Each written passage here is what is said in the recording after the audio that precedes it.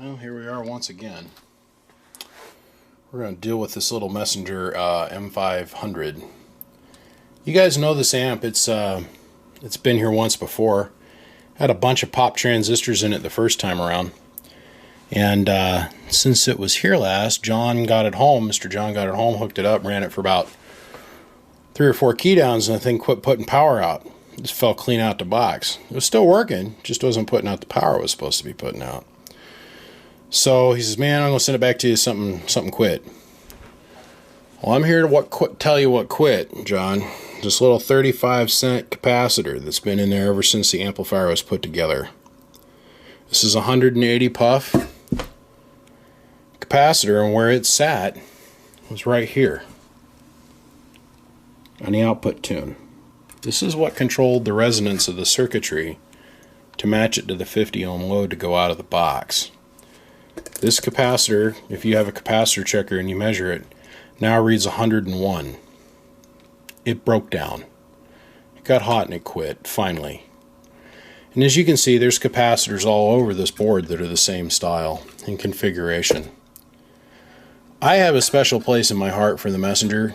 I like working on these little guys. A lot of guys don't. They consider them to be garbage. They're throttled way back.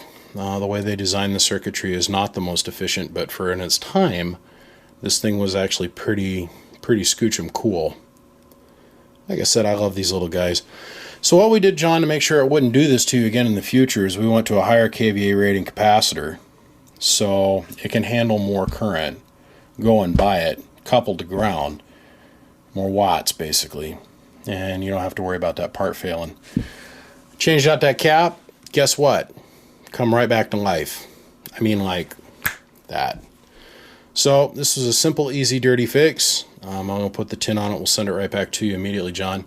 Like I said, appreciate you sending this up. We're going to go around the loop real quick. We're going to use the RCI 2950. We're going to use the 5-watt slug and reverse between the 2950 and the m500. Now, guys, this has really become annoying to me, and I'm going to point this out in the next couple videos until we get this beat in everybody's brain. What is a unit of measure? If a unit of measure isn't real or valid or recognized, then there's no point in having a unit of measure. This is a tape measure. This is what they call a graduated stick. Otherwise, it's got inches on it. This side it's got metric. It's a unit of measure. That's all these tools are that are sitting on my workbench, are units of measure. This one reads in peak envelope power. This one reads in root mean squared, or otherwise known as RMS, or commonly referred to in slang as bird. Soapbox. Had to come down off the cross there for a minute. Power is on. We're in high position. Your low, medium, and high is working perfectly, by the way. Let's turn this off. We're going to show the 2950 in peak envelope power. Hello, audio. 1920 watts. RMS. Hello, audio. Hello, audio. Barely even moves that 1000 watt slug, doesn't it? Pretty straightforward. Oh, skipping a step. Not staying consistent, PBI. Hello, audio. Very low reflected power going through the amplifier, which is very important. If you enjoy hearing on your radio or the ability to talk without the amplifier on, that unit of measure that I just demonstrated to people is very, very important. You want to have that number as low as possible, because if you have a high reflected wave between this coax connector and that coax connector, it's going to do two things. It's going to block the RF coming out of the box, and it's going to block the RF coming down the antenna that's going to the radio that allows you to hear.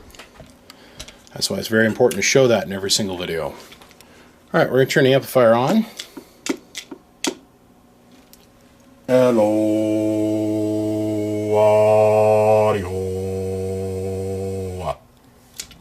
So we're showing about 600 watts of peak envelope power and about 200, 220 average going out. It's that simple.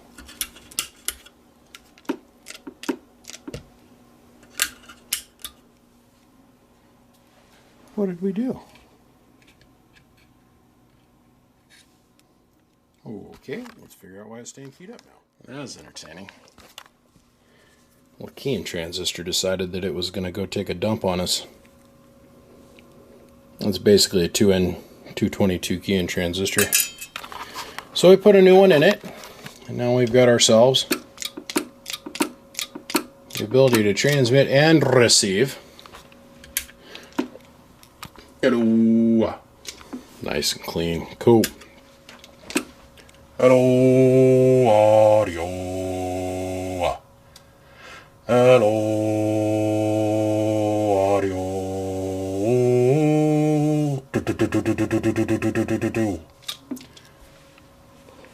The RMS reading is really hard to take, isn't it? Because you got to sit here and make all these different kinds of noises to get the pitch just right, to saturate the signal enough to make it move the needle forward. I'll show you what I mean.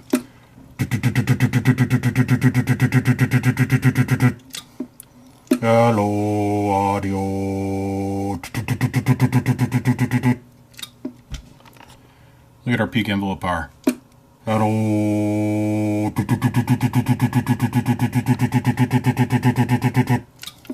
So we're seeing 300 watts of RMS power and 6 or about 610, 620 worth of peak envelope power. These two are tied directly together. As soon as people get to understanding that, life gets a whole lot easier, because a unit of measure is a unit of measure. Guys, I'm not going to come off of that. I'm not going to let this go. The next person that comes out at me and says, man, he doesn't know what he's talking about because he believes in peak, I'm going to be like, man, go read a book. I'm going to keep beating this down and beating it down. Look, peak is a real number. And so is RMS or bird watts. Period. Bird would have not made a meter to read peak envelope power if it wasn't a real thing. I don't favor either one. I could care less. Just showing you the data. Guys, my name is BBI. Without a shadow of a doubt, I am the biggest mud duck in Idaho. Please come check me out. www.bbiamps.com. Come find me on Facebook, Twitter, Snapchat, Instagram, or, of course, right here on the YouTube Gargler. Yes, sir.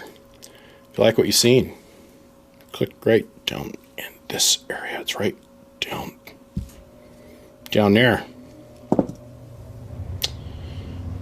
Click over here. Get notifications. That way you can follow along with the rest of the clan. 3,000 something plus soldiers marching forward. Guys, appreciate your all support and I appreciate all the projects. Gentlemen, until next time, I'll see ya.